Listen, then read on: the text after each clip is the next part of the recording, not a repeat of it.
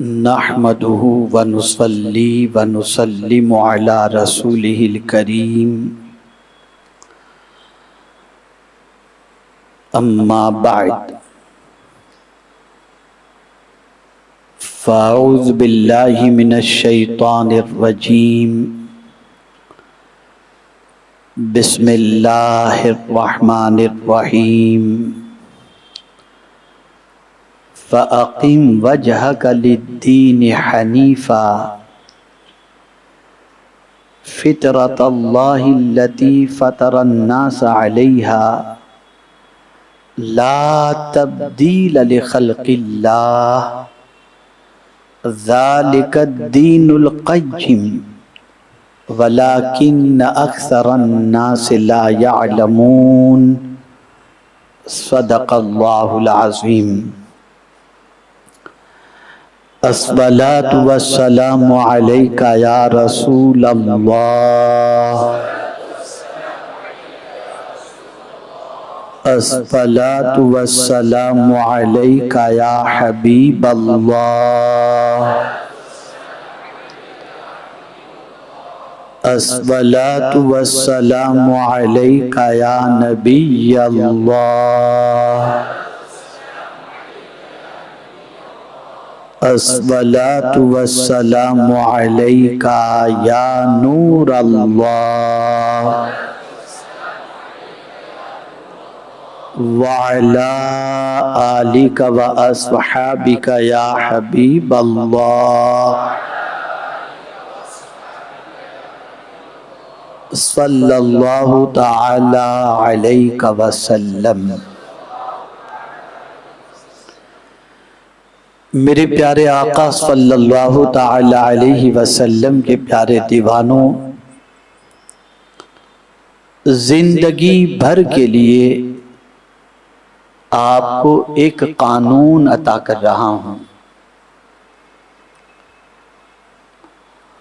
اگر اس قانون پر آپ نے عمل کیا تو انشاءاللہ العظیم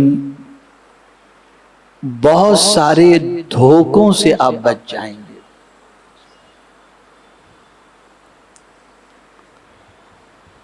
یہ جو آج گلی کوچوں میں لوگ اپنے اپنے اعتبار سے کسی نہ کسی کو کچھ نہ کچھ بنا دیتے ہیں، یہ بہت وہ ہیں، یہ اتنے ہیں، یہ فلاں ہیں، ایسا ہیں، اور پھر جو بہت زیادہ بھاگتے ہیں ان کے پیچھے تو چند عرصے کے بعد کہتے ہیں یار میں تو لٹ گیا. تو اس کی سب سے بڑی وجہ یہ ہوتی ہے کہ انہوں نے کسی سے نہ قرآن سیکھا اور نہ کسی کو قرآن کے آئینے کے اندر یا قرآن کی روشنی میں سمجھنے کی کوشش کی. یہ ایک قاعدہ کلیہ میں آپ کو دے رہا ہوں کہ جس کسی کو بھی سمجھنا ہو انسان کو وہ کیا ہے کیسا ہے تو اس کو سمجھنے کے لیے اللہ کی کتاب سے آپ سمجھو، انشاءاللہ العظیم دھوکہ نہیں کھائیں گے. امام علی مقام رضی اللہ المولا تبارک و تعالی عنہ کی شخصیت کو آپ نے اگر جاننا ہے اور پہچاننا ہے تو امام حسین رضی اللہ تعالی عنہ کی زندگی کو قرآن سے جانیں، قرآن سے پہچانیں اور قرآن سے سمجھنے کی کوشش کریں تو آپ کو ایسا لگے گا کہ اللہ نے امام علی مقام جیسا انسان امام علی مقام کے بعد شاید پیدا ہی نہیں فرمایا ہے.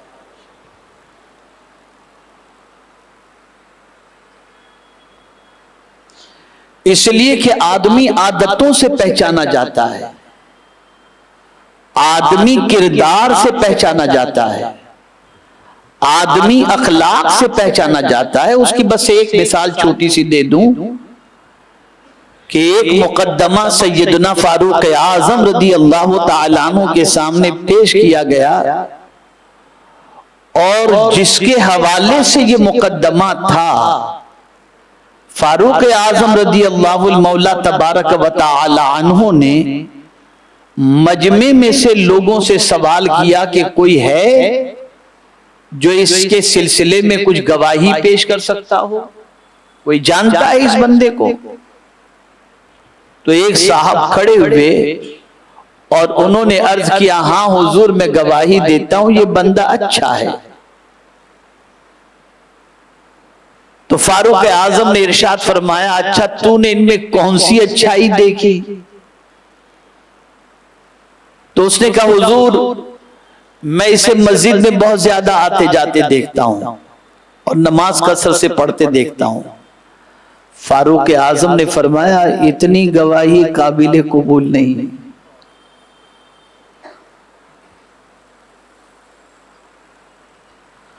اب جو بات فاروق اعظم نے فرمائی اسے سنو. ارشاد فرماتے ہیں، کیا کبھی تو نے اس کے ساتھ سفر کیا ہے؟ اس لیے کہ آدمی سفر میں پہچانا جاتا ہے.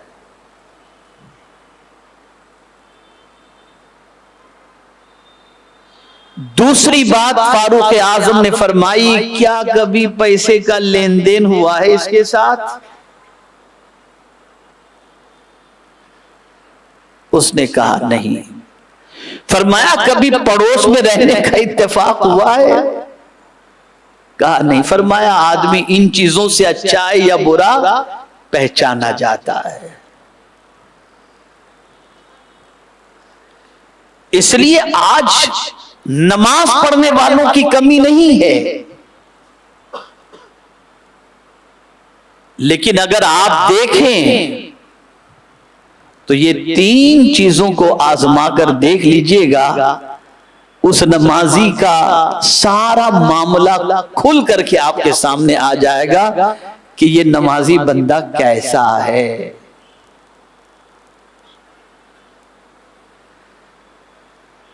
اب اس کو آپ دیکھیں، کربلا میں کیا امام حسین کے مقابلے میں نمازی نہیں تھے؟ تھے نا؟ لیکن کیسے تھے وہ کھل کر آ گئے. لیکن اب آئیے میں امام حسین کا کردار آپ کے سامنے پیش کروں. آپ کے پڑوس میں ایک یہودی رہتا تھا. روزانہ امام حسین کے گھر میں کچرا ڈالتا تھا. امام عالی مقام رضی اللہ تعالیٰ عنہ اسے جھیلتے تھے، برداشت کرتے تھے. بیوی نے ایک مرتبہ کہا کہ تم نواسے رسول کے گھر کے اندر کچرا ڈالتے ہو، حسین کے گھر میں کچرا ڈالتے ہو، جا کر کے معافی مانگو. انہوں نے کیا بگاڑا ہے تمہارا؟ وہ گیا، دروازے پہ دستک دی. امام حسین نے دروازہ کھولا، دیکھا تو یہودی سامنے موجود ہے. فرمایا، کیسے آنا ہوا؟ اس نے کہا، معافی مانگنے آیا ہوں. تو امام حسین نے فرمایا، جا میں نے تجھے معاف کر دیا.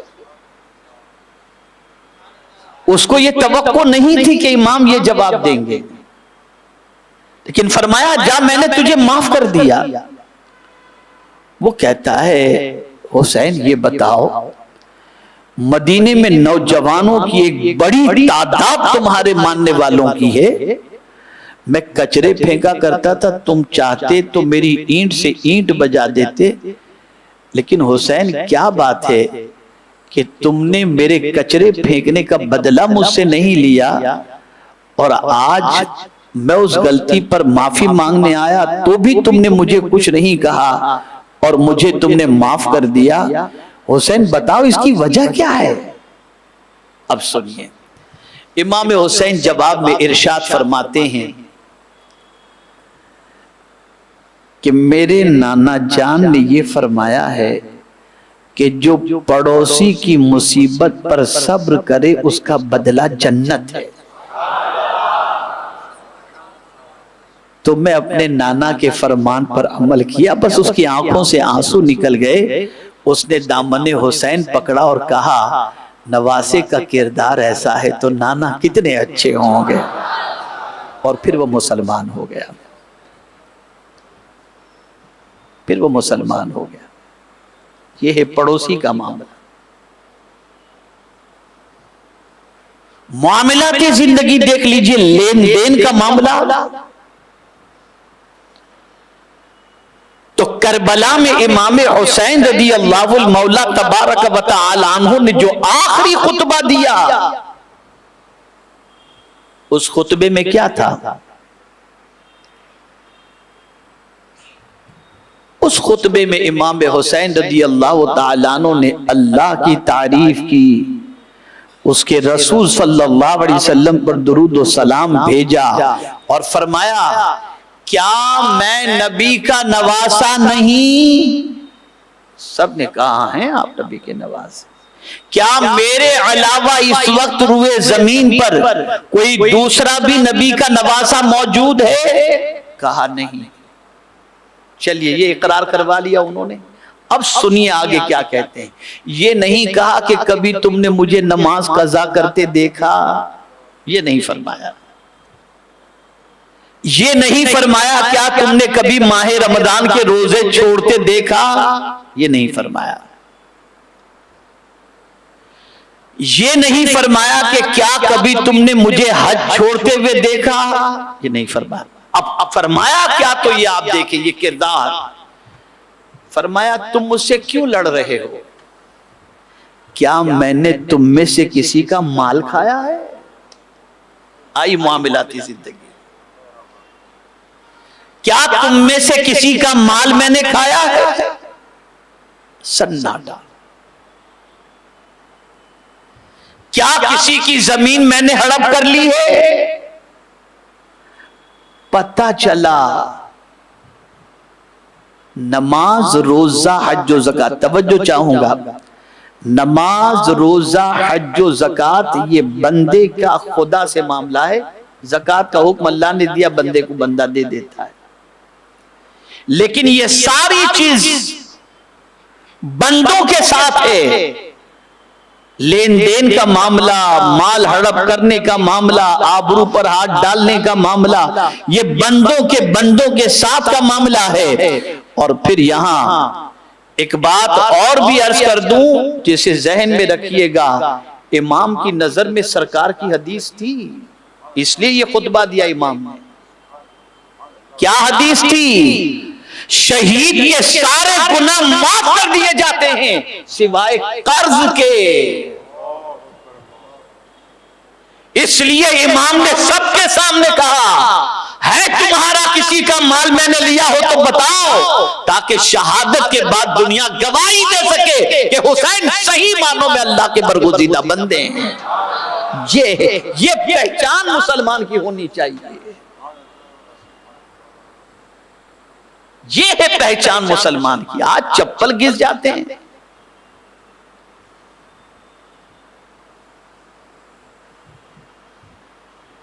یہ ہم نے امام کی زندگی سے نہیں سیکھا. یہ تاجدار کربلا کی زندگی سے ہم نے نہیں سیکھا. یہ ہے امام حسین رضی اللہ المولا تبارک و تعالی عنہ کا وہ کردار. صرف ایک ہی حدیث کو آپ دیکھیں جس سے آپ کے عقل کے دروازے کھل جائیں گے. شہید جس کے خون کے پہلے قطرے کے گرتے ہی اللہ اس کی ساری خطاؤں کو معاف فرما دیتا ہے. اور شہید کا مرتبہ اتنا اونچا ہے کہ کل بروز قیامت وہ ایسے 70 آدمیوں کو اپنے ساتھ جنت میں لے کر کے جائے گا جس پر جہنم واجب ہو چکا ہوگا. اتنے اونچے مرتبے کے بعد بھی سرکار فرماتے ہیں شہید کے سارے گناہ معاف کر دیے جاتے ہیں لیکن قرض والا گناہ معاف نہیں ہوتا. اور ہم عمرہ پر عمرہ اور حج پر حج کر کے سمجھتے ہیں کہ سب معاف.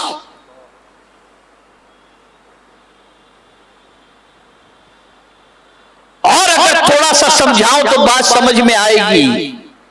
جب کسی کی نماز جنازہ حضور پڑھاتے تھے تو پہلے پوچھتے تھے اس پر کسی کا قرض تو نہیں ہے، اور جب کہا جاتا قرض ہے تو کسی صحابی سے فرماتے تم پڑھا دو۔ سیکھا ہم نے امام کی زندگی سے یہ۔ میں تھوڑا بولوں گا تو لوگ کہیں گے مولانا کہیں پٹری سے اتر تو نہیں گئے۔ ہم نے کھچڑا کھانا سیکھا ہے،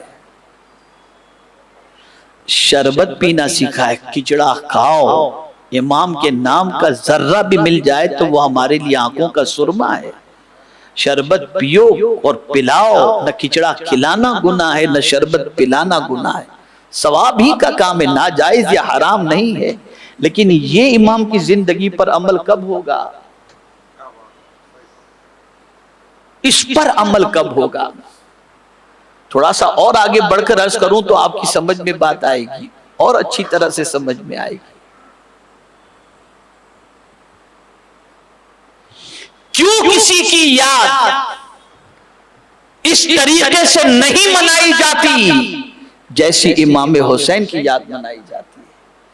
وجہ یہ ہے کہ اللہ عز و جل نے ان کی زندگی کو ہر پہلو سے اتنا صاف ستھرا اور پاکیزہ رکھا کہ قیامت تک حسین کی غلطی پر کوئی انگلی رکھنے کی طاقت نہیں رکھ سکتا۔ ایسے تھے میرے امام حسین، نہ بیوی کے معاملے میں، نہ بچوں کے معاملے میں، نہ بھائیوں کے معاملے میں، نہ بہن کے معاملے میں، نہ پڑوسی کے معاملے میں، نہ غریبوں کے معاملے میں، نہ لین دین کے معاملے میں، نہ سخاوت کے معاملے میں، کسی معاملے میں امام حسین کی زندگی میں کوئی داغ دکھا نہیں سکتا۔ گویا امام کربلا سے یہ پیغام دے رہے ہیں کہ اے میرے غلاموں، اگر تم چاہتے ہو کہ تمہاری ذات سے دین پہلے تو نصیحت دوسروں کو بعد میں کرو، پہلے اپنی زندگی کو قرآن کے سانچے میں ڈالنے کی کوشش کرو۔ پہلے خود کو چینج کرو، بدلو اپنے آپ کو، چینج کرو اپنے آپ کو۔ اسی لیے قرآن نے دوسروں کو بدلنے کا حکم پہلے نہیں دیا، یا دوسروں کو جہنم سے روکنے کا حکم پہلے نہیں دیا، پہلے فرمایا قو انفسکم، خود کو پہلے بچاؤ، خود کو پہلے بچاؤ۔ جب سے ہماری زندگی رسموں کی عادی بن گئی نا، ہماری زندگی میں کوئی تبدیلی نہیں آئی۔ تو یہ مختصر تمہیدی گفتگو تھی جو میں نے امام حسین رضی اللہ المولا تبارک و تعالیٰ عنہ سے متعلق آپ کے سامنے پیش کی۔ اب جو آیت میں نے تلاوت کی ہے، چلیے اس کی طرف آتے ہیں۔ تو قرآن کہتا ہے فَأَقِمْ وَجْهَكَ لِلدِّينِ حَنِيفًا فطرت اللہ التي فطر الناس علیہا لا تبدیل لخلق اللہ ذالک الدین القیم ولکن اکثر الناس لا یعلمون۔ توجہ چاہوں گا،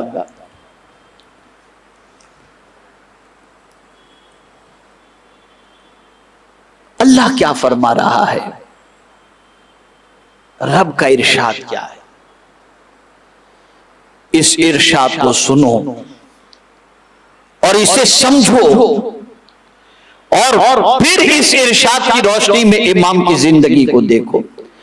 قرآن کہتا ہے فَأَقِمْ وَجْهَكَ لِلدِّينِ حَنِيفًا، پس تم یکسو ہو کر اپنا رخ دین کی طرف کیے رہو۔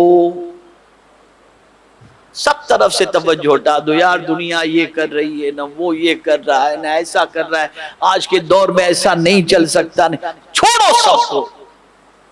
اللہ کیا فرما رہا ہے؟ جو لوگ یزید کے ساتھ گئے،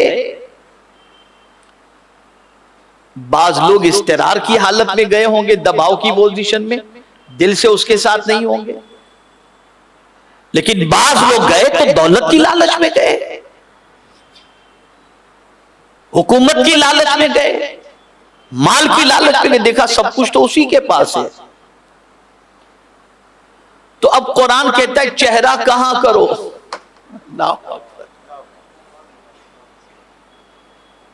قرآن کہتا ہے چہرہ کہاں کرو، کیا یہ سب چمک دمک کی طرف کرو، کہاں کرو چہرہ؟ تو قرآن کہتا ہے فَأَقِمْ وَجْهَكَ لِلدِّينِ حَنِيفًا، تم یکسو ہو کر اپنا رخ دین کی طرف کیے رہو۔ دین کہاں ہے وہ دیکھو، یہ جو جملہ عرض کر رہا ہوں یاد رکھیے گا، اگر آپ یہ یاد رکھو گے نا انشاءاللہ آپ کو بہت کام آئے گا۔ آپ کسی کی زندگی میں دو چیزیں دیکھو، دنیا کس کے پاس ہے اور دین کس کے پاس ہے۔ جس کے پاس دین ہے اگر آپ اس کی طرف گئے تو آپ کی دنیا بھی سنور جائے گی اور آخرت بھی سنور جائے گی، اور جس کے پاس صرف دنیا ہے اور آپ اس کی دنیا کی طرف بڑھے تو دین بھی خراب اور آخرت بھی خراب۔ تو قرآن کہتا ہے دین کی طرف، یہی وجہ ہے کہ یہ آیت کھلی لیکن ہر کسی پر نہیں کھلتی، ہر کسی پر نہیں، اللہ جس کو کھول دے جس کے دل کو اسی پر آیت کھلتی۔ حور کی آنکھیں کھل گئیں میدان کربلا میں، حور کی آنکھیں کھل گئے، حور نے دیکھا کیا؟ روایت میں موجود ہے، ایک طرف جنت دیکھ رہا ہوں ایک طرف حکومت دیکھ رہا ہوں، اگر حسین کے ساتھ رہا تو جنت ملے گی، یزید کے ساتھ رہا تو مال ملے گا، ماری لات یزید کو، چلے گئے امام حسین کے ساتھ، نتیجہ یہ ہوا جہنم سے آزادی اور جنت کے حقدار بن گئے۔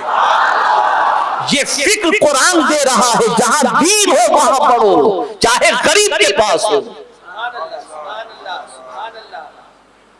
کسی باطل فرقے کے پاس مسجد سے لے کر عالی شان ساری چیزیں ہوں، وہ دیکھ کے مت پڑھو، یہ دیکھو حضور کی محبت کہاں ہے، یہ دیکھو دین کہاں پر ہے۔ قرآن کہہ رہا ہے یکسو ہو کر سب سے توجہ ہٹا کر یکسو ہو کر دین کی طرف اپنا چہرہ کیے رہو۔ فَأَقِمْ وَجْهَكَ لِلدِّينِ حَنِيفًا، اللہ اکبر۔ اب یہ دین کی طرف چہرہ کرنے کے لیے کیوں فرمایا گیا؟ تو اس کی وضاحت قرآن نے کر دی، فطرت اللہ التی فطر الناس علیہا، اس فطرت پر جم جاؤ جس پر اللہ نے انسانوں کو پیدا کیا ہے۔ انسان کو اللہ نے فطری اعتبار سے دین ہی پر پیدا کیا ہے، کل مولود یولد علی الفطرہ، ہر پیدا ہونے والا بچہ اسلام کی فطرت پر پیدا ہوتا ہے، لیکن ماں باپ اسے یا تو یہودی بنا دیتے ہیں یا نصرانی بنا دیتے ہیں۔ ہر پیدا ہونے والا بچہ، تو قرآن کہتا ہے اس فطرت پر جم جاؤ جس فطرت پر اللہ نے انسانوں کو پیدا کیا، جم جاؤ۔ تو اب اس کو بھی امام کی زندگی میں آپ دیکھ لیجئے، امام کی زندگی میں دیکھ لیجئے کیسے جمے ہوئے تھے دین پر، خدا کی قسم کیسے جمے ہوئے تھے، کوئی طاقت ہلا نہیں سکی ہوتی،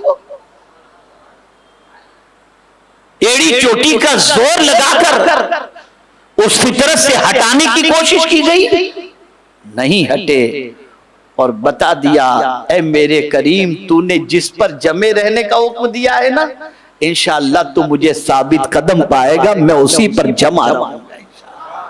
تو دو چیزیں سمجھنے کی ہیں، پہلی چیز توجہ دین کی طرف رکھو۔ کس کی طرف رکھو؟ بولیے آپ، کس کی طرف رکھو؟ دین کی طرف۔ اور دوسری چیز، دو چیزیں جب آپ کے سامنے آئیں، ایک طرف دنیا ہو اور ایک طرف دین ہو، تو جہاں دین ہو اور جس کے پاس دین ہو، اور دین سے مراد بھی وہ دین جو حسین کے پاس موجود تھا، ورنہ یزید بھی تو دیندار اپنے آپ کو کہتا تھا، اس کے ماننے والے بھی تو کہتے تھے۔ ان کے پاس جاؤ۔ اور پھر لوگ کہتے ہیں حضرت وہ لوگ بڑی تعداد میں، ہم لوگ اتنے چھوٹے کیوں؟ تو یہ بھی حسین نے بتا دیا، یہ بھی امام نے بتا دیا کہ میرے سامنے بھی بڑی تعداد ہے،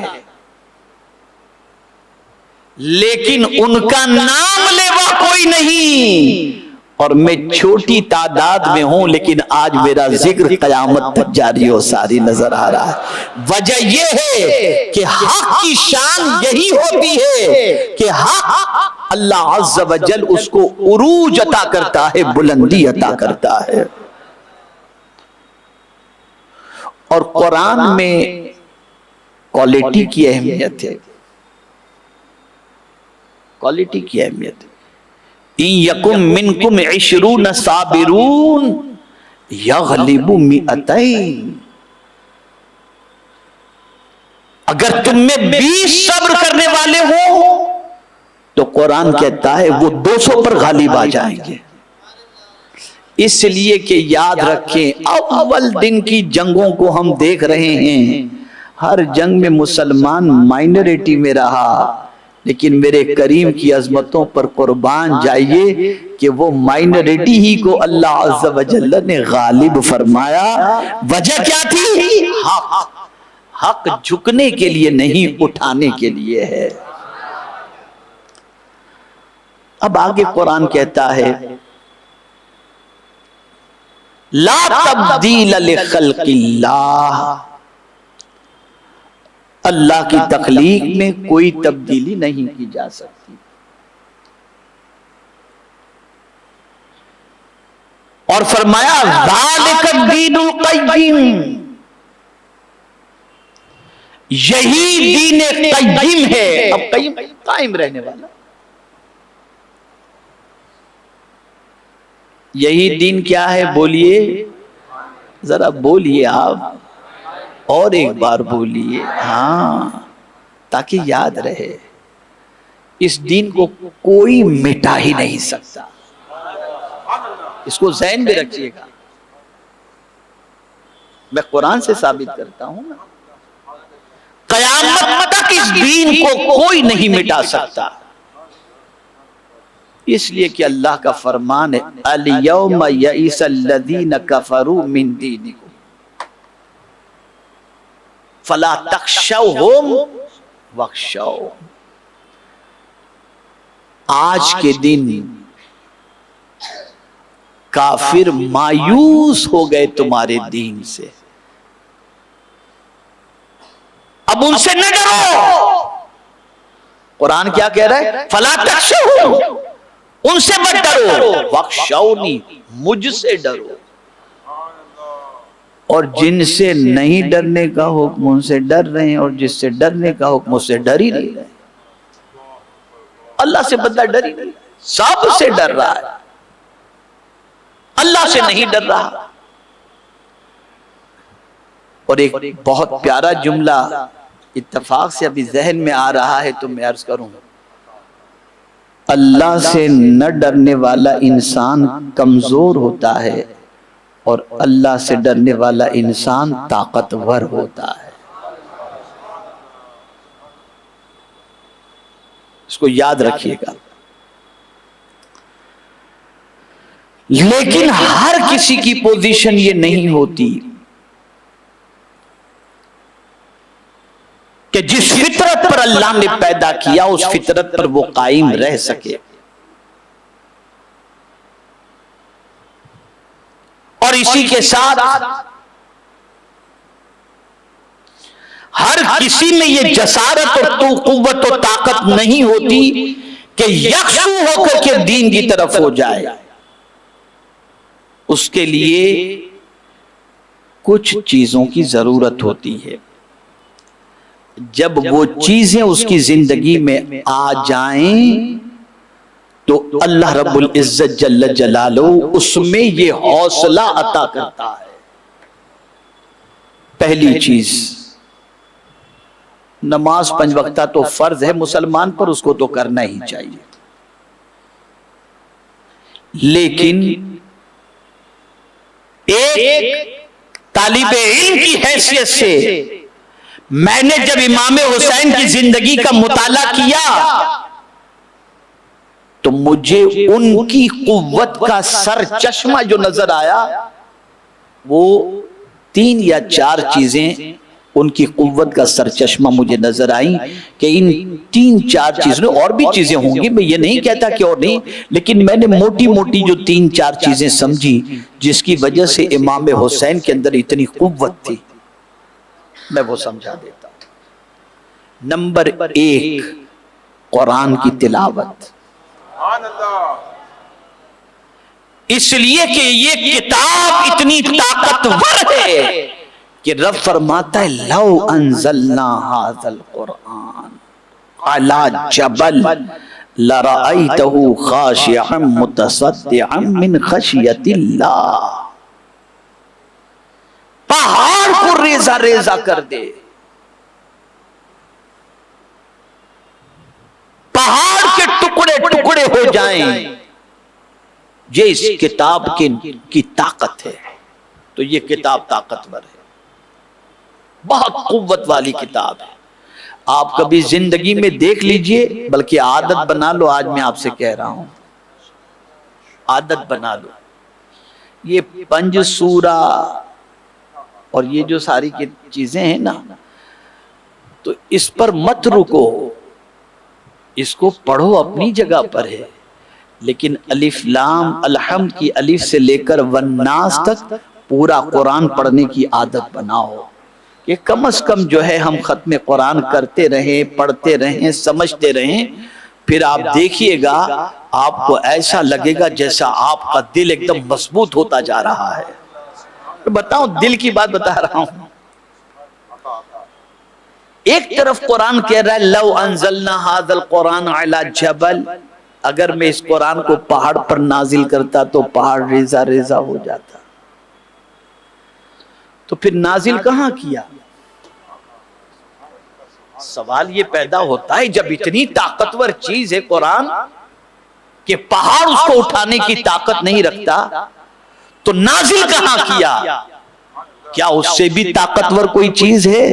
تو قرآن کہتا ہے علی قلبک، میرے محبوب آپ کے دل پر نازل کیا، حضور کے دل پر قرآن نازل ہوا، پتہ چلا جس دل میں قرآن ہوگا وہ کبھی کمزور ہو ہی نہیں سکتا، وہ کمزور نہیں ہو سکتا۔ میاں جب حافظ قرآن کی قبر کو،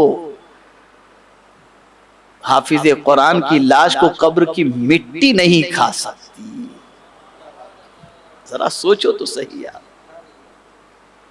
اور حضور اپنی تمنا ظاہر فرماتے، میری تمنا ہے، سبحان اللہ، سرکار فرماتے میری تمنا ہے کہ قرآن کا کچھ حصہ میری امت کے سینے میں رہے۔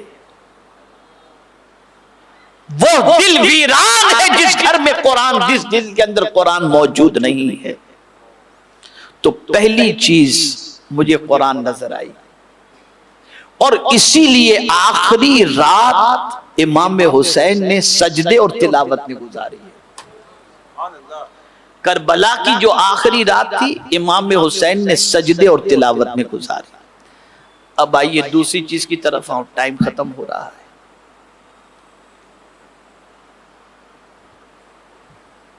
دوسری کون سی چیز تھی؟ دوسری چیز تھی حلال، حلال کھانا۔ حلال کھانے میں اللہ نے اتنی طاقت رکھی ہے کہ اس کی وجہ سے بندہ پاورفل ہوا کرتا ہے۔ ارے آپ دیکھئے نا، میں آپ کو بتا رہا ہوں، ابھی دلیل پیش کروں گا تو آپ بھی سوچیں گے پتہ نہیں کہاں کہاں سے ڈھونڈ کے کیا کیا لے کر کے آتا ہے۔ آپ سنتے چلے آئے ہو نا کہ غوث پاک رضی اللہ تعالیٰ نے 40 سال تک عشاء کے وضو سے فجر کی نماز ادا کیے. میں ایک اور بات آپ کے سامنے پیش کرتا ہوں. کم و بیش کئی سالوں تک امام غوث پاک رضی اللہ تعالیٰ عنہ نے گھاس کے یعنی گھاس پتے کھا کر کے آپ نے زندگی گزاری. کئی مہینوں تک، کئی سالوں تک. لیکن طاقت کا عالم کیا تھا؟ ہاتھ نہیں چلائے، پیر نہیں چلائے، صرف نگاہ کی طاقت کہ حلال کھانے کی وجہ سے اللہ نے ان کی نگاہوں کا روب اور طاقت اتنی بڑھا دی کہ اللہ اکبر فرماتے ہیں نظر تو الی بلاد اللہ جمعن کخردلۃ علی حکم اتصالی. میں اللہ کے شہروں کو اس طرح دیکھ رہا ہوں جیسے ہاتھ کی ہتھیلی میں رائی کا دانہ.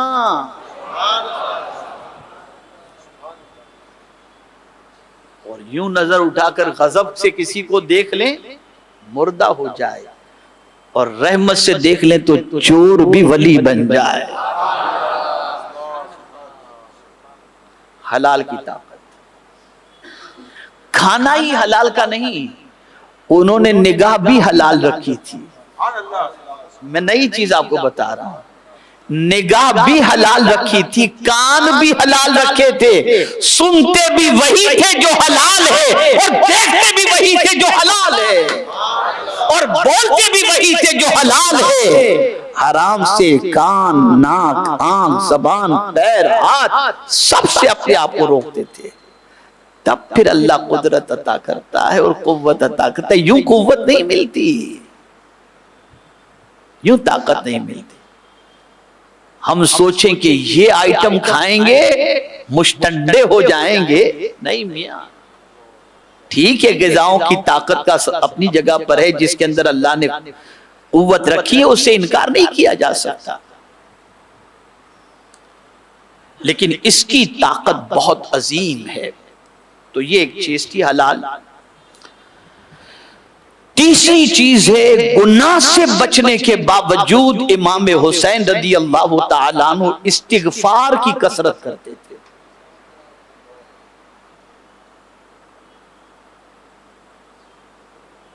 کثرت سے اللہ کی بارگاہ میں استغفار کرتے تھے، اس لیے کہ حضور صلی اللہ علیہ وسلم نے سید الرسل اور سید المعصومین ہو کر ارشاد فرماتے ہیں کہ میں دن میں 70 مرتبہ یا 100 مرتبہ استغفار کرتا ہوں. استغفار میں اللہ نے قوت رکھی ہے. استغفار سے بندہ طاقتور بنتا ہے. قرآن مقدس میں یرسل السماء علیکم مدرارا ویزدکم قوتا الی قوتکم او کما قال، کہ جو استغفار کو اختیار کرے گا اس کا فائدہ کیا ہوگا معلوم ہے؟ اللہ موسلادھار آسمان سے بارش نازل فرمائے گا، اور جو تمہارے پاس طاقت ہے اس طاقت میں اللہ اضافہ فرما دے گا. یہ قرآن کہہ رہا ہے، کوئی اور نہیں. تو امام نے یہ چیز اختیار فرمائی تھی. یہ کربلا میں طاقتور بن کر کے تھے. اور آخری بات میں عرض کر دوں، اتنا امام حسین کو ڈرایا گیا، ٹس سے مس نہیں ہوئے. بچے شہید کر دیے گئے، ٹس سے مس نہیں ہوئے، ہلے نہیں اپنی جگہ سے. جو اسٹینڈ لیا تھا اس پر وہ قائم رہے. وجہ کیا تھی؟ کامیاب ہونا تھا. ان کو کیا ہونا تھا؟ کامیاب ہونا تھا. تو کیا کیا انہوں نے؟ پڑھا تھا قرآن. تو کیا ہے قرآن میں؟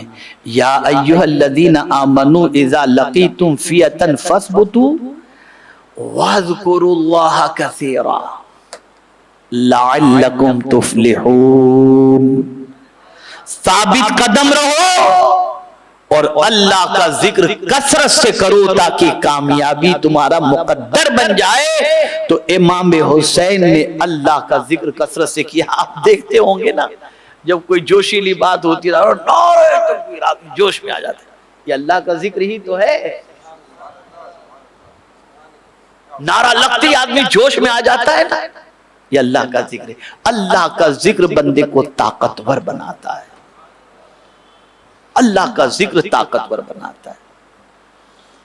تو اے رسول اعظم صلی اللہ علیہ وسلم کے دیوانوں، مجھے بولنا بہت کچھ تھا، لیکن پتہ نہیں آج کل، پہلے وقت زیادہ محسوس ہوتا تھا کہ میں نے زیادہ بول دیا، اور اب ہو یہ رہا ہے کہ ایسا محسوس ہوتا ہے کہ یار ابھی تو بہت کچھ بولنا ہے اور بول نہیں پاتا۔ کئی آیتیں میں نے جو ہے آج کے موضوع کی مناسبت سے سیٹ کی تھی، اور میں نے کوشش کی ہے اور کوشش کر رہا ہوں کہ اب میرے امام حسین کو لوگ سمجھیں تو قرآن کی روشنی میں سمجھیں، تاکہ پتہ چلے یہ مرتبہ، یہ قوت، یہ حوصلہ امام حسین کو جو کربلا میں ملا تھا، یہ اللہ کی کتاب کو تھامے رکھنے کی وجہ سے۔ آپ نیاز بھی کرو، سب کچھ کرو، منع نہیں کرتا، لیکن اگر برا نہ لگے تو ایک بات آپ کے سامنے عرض کروں، وجہ ہمارے اندر نماز پڑھنے کا بھی حوصلہ جو نہیں ملتا حسین اعظم کی زندگی کو سن کر، امام حسین کی زندگی کو سنتے ہیں، یہ بھی سنتے ہیں کہ سر تن سے جدا کیا گیا، لیکن چاہتے ہیں کہ ہماری انگلی میں خراش بھی نہ آئے۔